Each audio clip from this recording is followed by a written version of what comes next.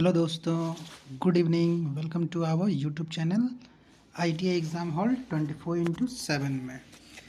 तो चलिए हम लोग, जैसे कि आपको पता है कि DRDO का एग्ज़ाम बहुत ही नज़दीक आने वाला है, उसी के लिए हम सब तैयारी कर रहे हैं। आज हम पढ़ेंगे कैलिपर के बारे में। कैलिपर, तो सबसे पहले आपको ये पता होना चाहिए कि कैलिपर होता क्या है और कैलिपर का काम क्या है। ठीक है, जैसे आप देख रहे होंगे हमारे हेडिंग लिखा हुआ है कैलिपर। कैलिपर के टाइप्स हैं: धातु व प्रयोग, कोल्ड चीजल के प्रकार, धातु के प्रकार, कटिंग एंगल व चीजल की मेंटेनेंस। ठीक है, कैलिपर बनाई जाती है हाई कार्बन स्टील के द्वारा, और ये एक अप्रत्यक्ष मापी औजार है, मतलब इनडायरेक्ट मेजरमेंट।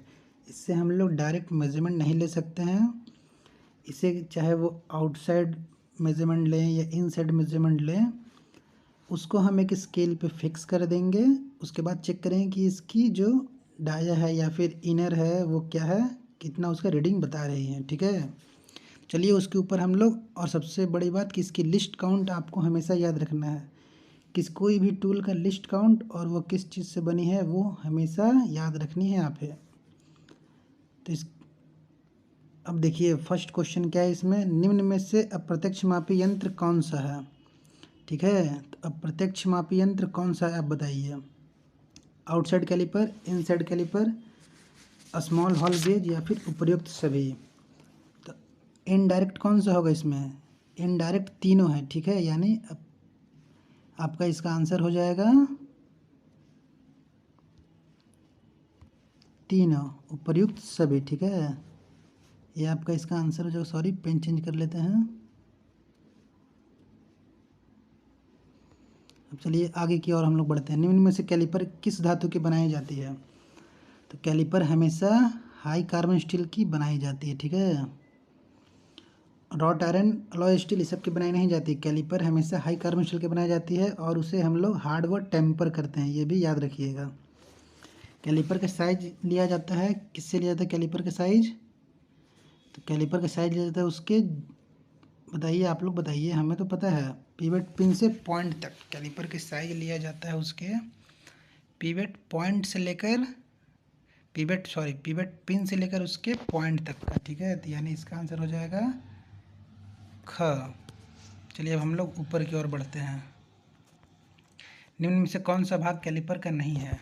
तो कैलिपर में क्या क्या होता है, स्प्रिंग होता है, उसका लेग्स होता है, पिवट होता है, लेकिन थंब रूल नहीं है। थंब रूल किस में होता है, थंब रूल या फिर थंबनेल, ये सब कैलिपर में नहीं होता, यानी इसका आंसर हो जाएगा, आंसर हो जाएगा हमेशा थंबनेल, ये उसका भाग नहीं है। फर्म जॉइंट कैलिपर की दोनों टांगे डैश द्वारा जुड़ी होती है। फर्म जॉइंट जो कैलिपर होता है उसकी दोनों लेग्स होती है, यानी पैर किसके द्वारा जुड़ी होती है। तो दो टाइप के होते हैं, एक फर्म जॉइंट होते हैं, एक स्प्रिंग जॉइंट होता है। तो फर्म जॉइंट में जुड़ी होती है रिवेट और वाशर के द्वारा। ठीक है, यानी ऑप्शन हो जाएगा इसका बी। क्या ऑप्शन हो जाएगा आपके लिए, बी। सब याद रखनी है ये सब। स्प्रिंग जॉइंट कैलिपर की दोनों टांगे डैश द्वारा जुड़ी होती है। अभी हम आपको बताएं कि एक होती है फर्म जॉइंट, एक होती है स्प्रिंग जॉइंट। तो स्प्रिंग जॉइंट की जो कैलिपर की दोनों लेग्स होती है वो जुड़ी होती है रिवेट और पिवट व स्प्रिंग के द्वारा जुड़ी होती है। ठीक है, तो यानी इसका ऑप्शन हो जाएगा आपको पिवट व स्प्रिंग के द्वारा। चलिए अब हम आगे फिर से बढ़ते हैं। इनसाइड कैलिपर की दोनों टांगे बाहर की ओर डैश कोण पर मुड़ती है, मीन्स किस कोण पे, किस एंगल पे वो मुड़ती है, घूमती है। ठीक है, मुड़ी होती है हमेशा वो 60 डिग्री के एंगल पे, ये आपने याद रखनी है। किस एंगल पे मुड़ी होती है, 60 डिग्री के एंगल पे।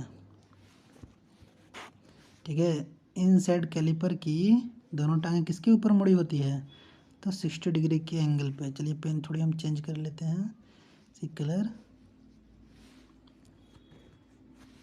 आगे हम लोग बढ़ते हैं। किस खांचे की चौड़ाई 0.5 मिलीमीटर की शुद्धता में चेक करने के लिए किया जाती है। अभी आपको हम बताएं ना कि कैलिपर की जो लिस्ट काउंट होती है वो कितनी होती है, 0.5। कितनी होती है इसकी लिस्ट काउंट, 0.5। 0.5 हम आपको बता देते हैं। इसकी लिस्ट काउंट होती है 0.5 mm, ठीक है। एक कैलिपर की लिस्ट काउंट होती है, आपने हमेशा याद रखना है। तब क्या है, किस खांचे की चौड़ाई हाफ mm, हाफ मतलब 0.5 की शुद्धता में चेक करने के लिए प्रयोग किया जाता है। Jenny calliper, outside calliper, inside calliper या डिवाइडर। तो इसका जो होता है खांचा है, खांचा में हमेशा क्या होगा, इनसाइड होगा, ठीक है। खांचा में क्या होगा, इनसाइड होगा खांचा में। चलिए आगे बढ़ते हैं। निम्न में से कौन सा भाग इनसाइड कैलिपर का नहीं है। अब इनसाइड कैलिपर का इसमें से कौन सा भाग जो है वो नहीं है। फलक्रम, स्प्रिंग, एडजस्टिंग स्क्रू या स्टॉक। तो इनसाइड कैलिपर में ये सब, फलक्रम भी होता है, स्प्रिंग भी होता है, एडजस्टिंग स्क्रू भी होता है। स्क्रू नहीं रहेगा तो वो टाइट कैसे करेंगे उसे हम, और बिना स्प्रिंग के वो चलेगा नहीं। लेकिन स्टॉक, स्टॉक इसमें नहीं होता है, ठीक है। क्या नहीं होता है, स्टॉक नहीं होता है। आपको हमेशा यही सब ध्यान रखना है एग्ज़ाम में कि क्या होता है और क्या नहीं होता है, ठीक है। अब कैलिपर के फलक्रम, फलक्रम को पता है ना क्या कहते हैं, रिवॉट पिन की धातु किसकी बनी होती है, किस धातु की बनाई जाती है, बताइए। माइल्ड स्टील की रहती है, हाई कार्बन स्टील की रहती है, अलॉय स्टील की रहती है या गन मेटल की रहती है। तो जैसे कि आपको बताए थे हम, कैलिपर बनाई जाती है हाई कार्बन स्टील की। हार्ड व टेम्पर क्या रहता है उसका पॉइंट। उसी तरह रिवर्ट पिन जो होती है वो बनाई जाती है माइल्ड स्टील की, ठीक है। याद रखनी है आपको, ये माइल्ड स्टील की बनाई जाती है। चलिए आगे चलते हैं हम। सॉरी, चीज़ल निम्न में से किस धातु की बनाई जाती है।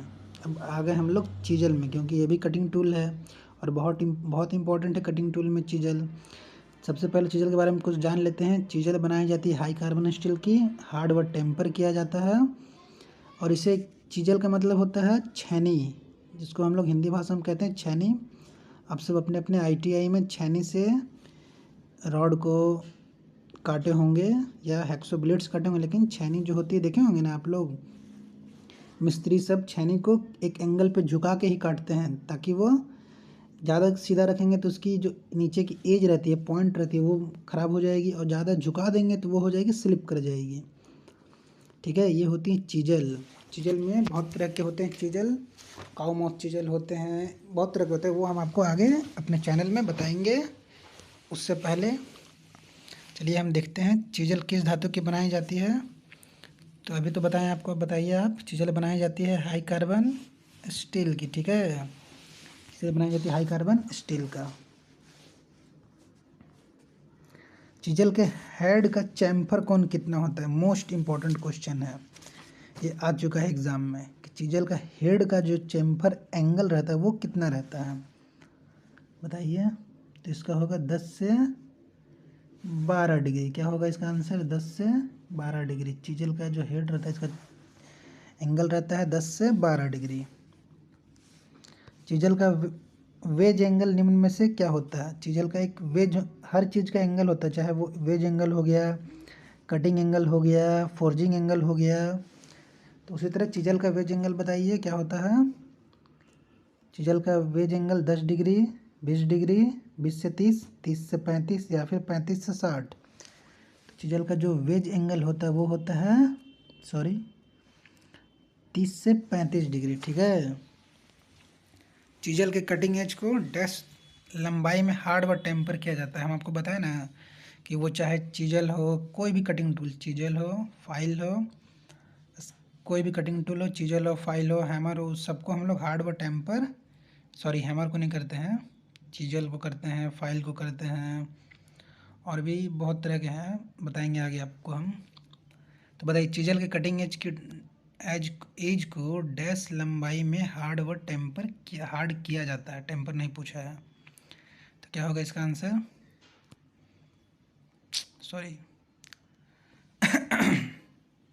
सॉरी, इसकी आंसर हो जाएगी 30 मिलीमीटर से 35 मिलीमीटर में हम लोग इसको हार्ड व टेम्पर करते हैं। तो क्या ऑप्शन हो गया इसका, ऑप्शन सी। चीज़ल के कटिंग एज की हार्डनेस क्या होती है। अभी इसके ऊपर हम आपको 2-3 और का हार्डनेस बताएंगे, ठीक है। सबसे पहले आप ये बताइए चीजल का कटिंग एज का हार्डनेस क्या होता है।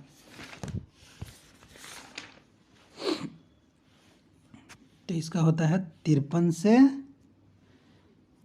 53 से 59 HRC। HRC का मतलब होता है हार्डनेस रॉकवेल, समझे।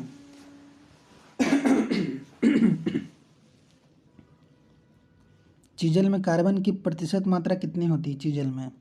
चीजल में कार्बन की प्रतिशत मात्रा होती है, वो होती है 1.00%। यानी कितना कार्बन की प्रतिशत मात्रा होती है चीजल में, 1%। अच्छा, आप हमें ये बताइए कि कमेंट में बताइएगा कि अगर किसी भी फाइल में या फिर कोई भी कटिंग टूल में हम कार्बन की मात्रा बढ़ाते हैं तो उससे क्या होता है, और कार्बन की मात्रा कम करने से क्या होता है, ठीक है। और फाइल में कितने प्रतिशत कार्बन की मात्रा पाई जाती है, ये भी बताइएगा।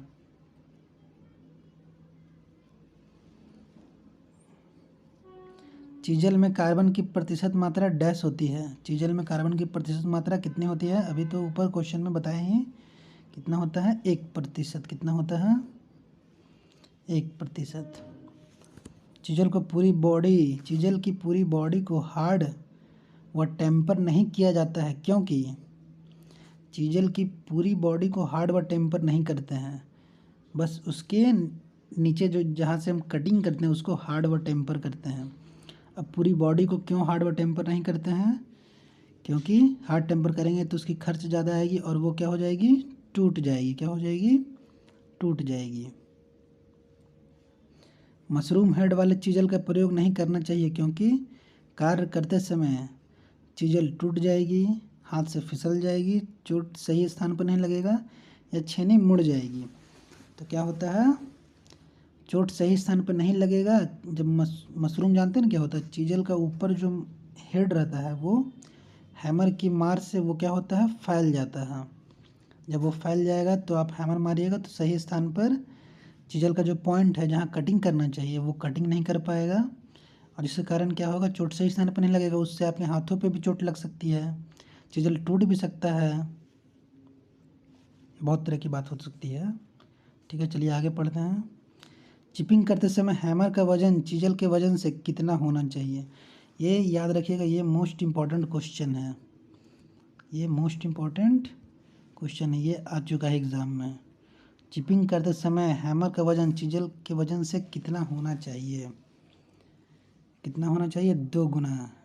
अगर हैमर आपका 2 किलो का है तो चीजल क्या होना चाहिए, 1 केजी का। हैमर आपका 4 केजी का है तो चीजल क्या होना चाहिए, 2 केजी का। मतलब चीजल से दुगना हैमर होना चाहिए।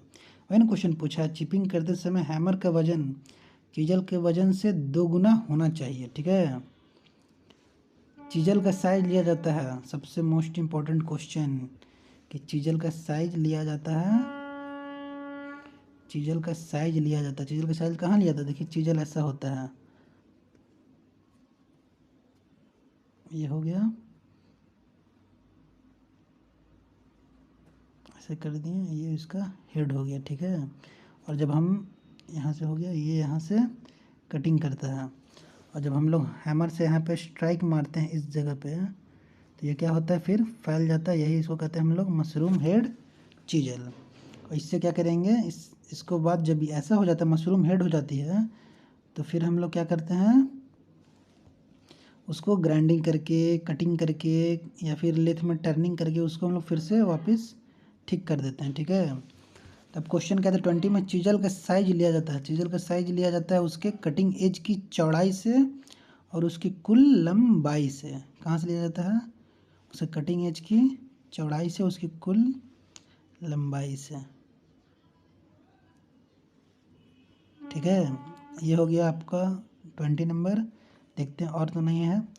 चलिए, थैंक यू हमारे यूट्यूब चैनल से जुड़ने के लिए, ITI एग्ज़ाम हॉल 24/7 जुड़ने के लिए।